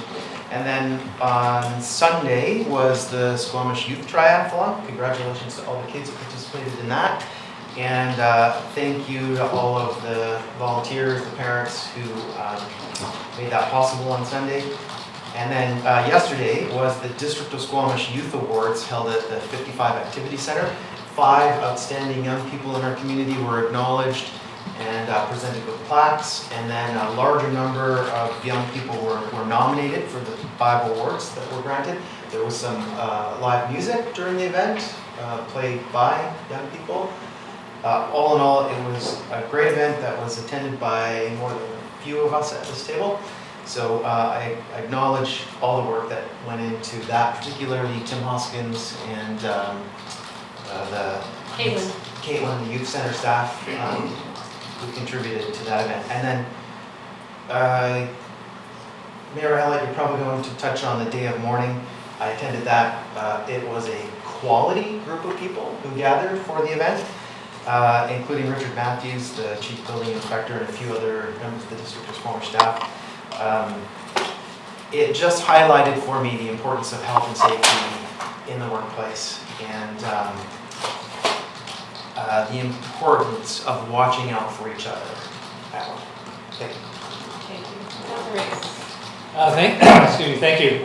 So going back to April, because we haven't had a meeting since the end of April, on April 26th, whatever the Friday was, I attended the House on Forum with some other members of council.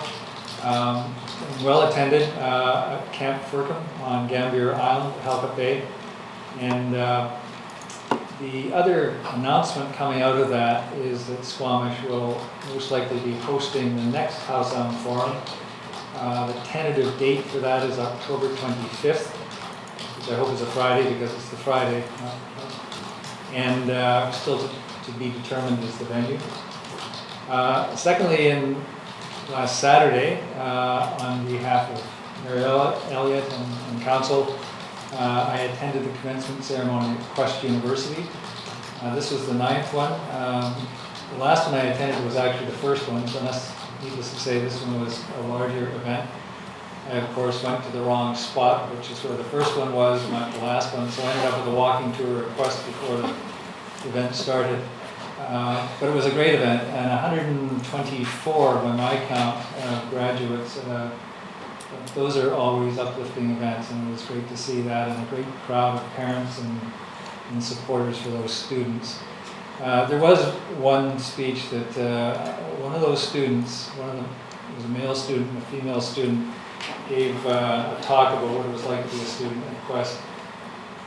That male student would have a great career as a stand-up comedian. He had to play some stitches.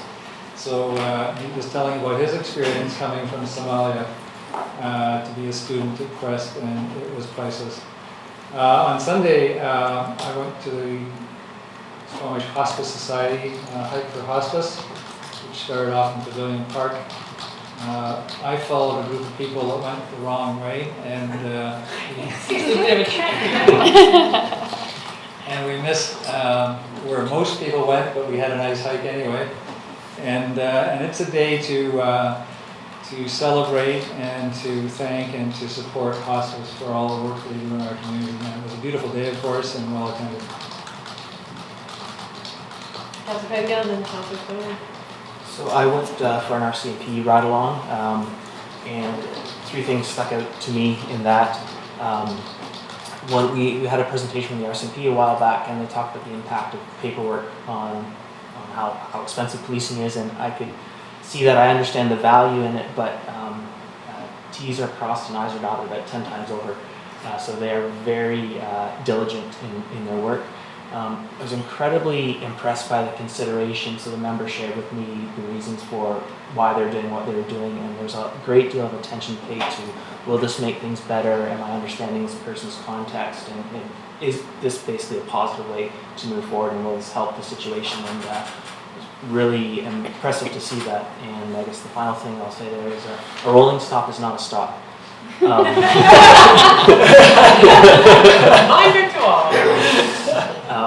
On Friday, there was a couple of events for murdered and missing Indigenous women, organized by Mara Williams. I attended the one at Squamish Reserve at the bridge over there, and sometimes these things can seem a little bit abstract, but talking to some of the people, you realize how much this impacts people in our community right here, and it was really good to see people coming together and acknowledging and spreading their awareness of this unfortunately ongoing issue.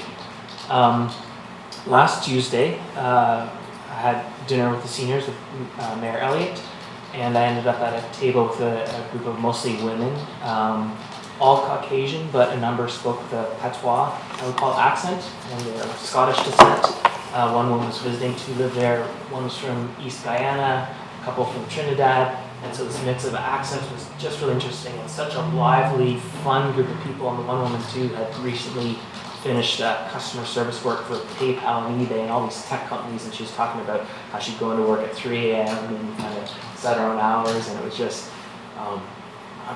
really fun and really cool conversation that I never would have expected. And then the final thing today is, you may have noticed I got a bit of a trim. So doing this for Baldwin for Dollars. I've done it before. I actually thought the LGA event we're going to this coming week was over the weekend, so I cut my hair myself. I can tell by the lines in the back of my head. But so if I know this is for BC Children's Hospital for cancer and blood disorders, and, which does affect kids in our community. So if you're so inclined, think about making a donation and giving yourself a trim. Thank you. Thank you. Councilor Stoner. Yeah, it's been a busy few weeks. A few things to add to the list. Last Thursday was the kickoff for the youth strategy engagement, and we held the first World Cafe at Howe Sound Secondary School. A huge thanks to all the students that came out, principal of Howe Sound Secondary School, the teachers, and Tim Hoskin and his team for organizing an amazing event. It was held super well, it was executed super well, and it was well attended, and the students were really engaged by the World Cafe style, and we're really happy to have their voices heard. I helped facilitate a table about how they wanted to be engaged in the process and how they wanted to be informed about the process. And I very quickly learned that Facebook is out and Instagram and Snapchat are the way to go. So we need to up our game on the social media pieces, amongst a few other things. So that was a really great event. A few other open houses that I attended last week. The Squamish Community Forest open house was last week on Wednesday, and very good attendance there. I think the community is excited about the project and was happy to learn a little bit more. There'll be 2 more open houses in early June, so if folks weren't able to attend, there's more opportunities. And then also on Thursday last week was the short-term rental review. Phase 2 engagement, and that's going to be an ongoing difficult topic for us, but it was really great to see folks come out, the breadth of information that was available to the community, and looking forward to seeing that compiled by our staff to inform our further conversations. Thank you. Councilor Sanders. On Sunday, I had the pleasure of attending the 50th anniversary open house at the Checkmas Center. It's now 50 years since the North End School District purchased the Paradise Valley Resort. There were 2,000 people in attendance. Lots of family fun and entertainment from one end to the other, the Vancouver Aquarium, the Sea to Sky Big Band, and the Salish Big House on the other end, southern end of the facility. I was interested to learn that not only North Vancouver district schools are utilizing the facilities, but also from our district, as school children, groups of school children from as far away as Prince George are coming down here and spending time at the Checkma Center. There was also some fundraising for towards programs assisting less well-off children to spend some time at the Checkma Center, which was also another success story on Sunday. Thank you. Herbert. Yes, thank you. I think so the last while has been quite busy. I think Councillor Stoner covered off the community forest engagement, which was very well attended. Same the short-term rental review. It was great to see so many people out and actually engaged in these issues. The one that's the most fresh in my mind, though, is on Sunday night there was a foyer gala at the library, and hosted by Hillary Bloom and the staff at the library, and with help, or I guess led probably by Toby Jackson. It was an amazing night. There's lots of art and artists in attendance and live music, and the supporters got to their names drawn from a hat and got to basically play art thief and just take pieces off the wall home with them for their support. It was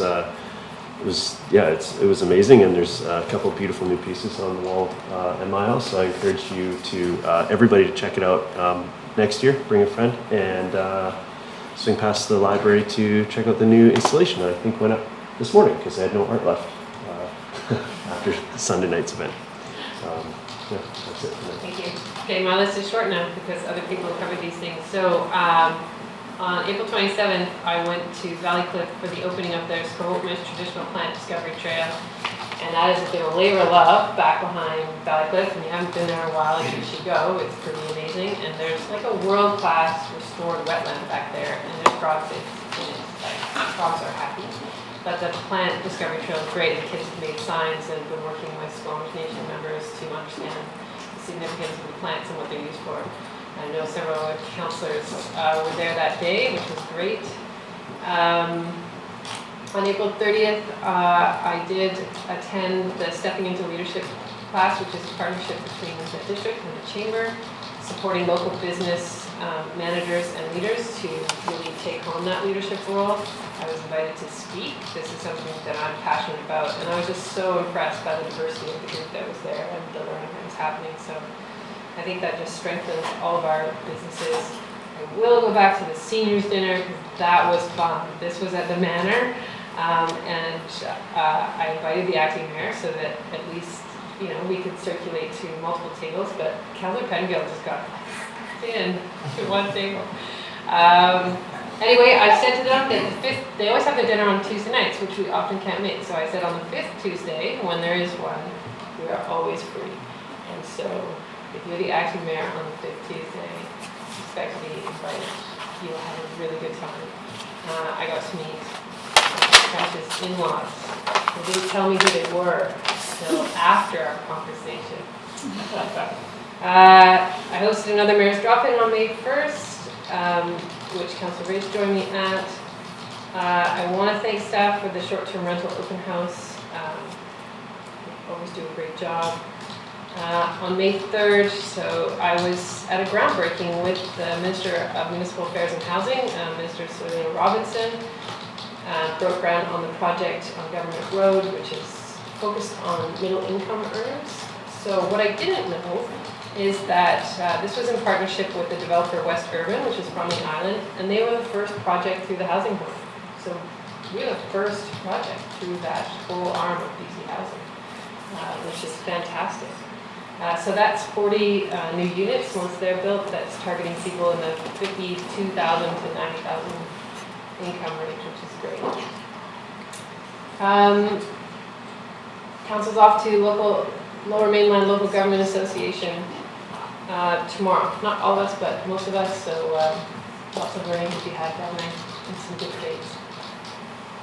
So with that, I think we're done. Motion to close. Moved by Councilor Herford.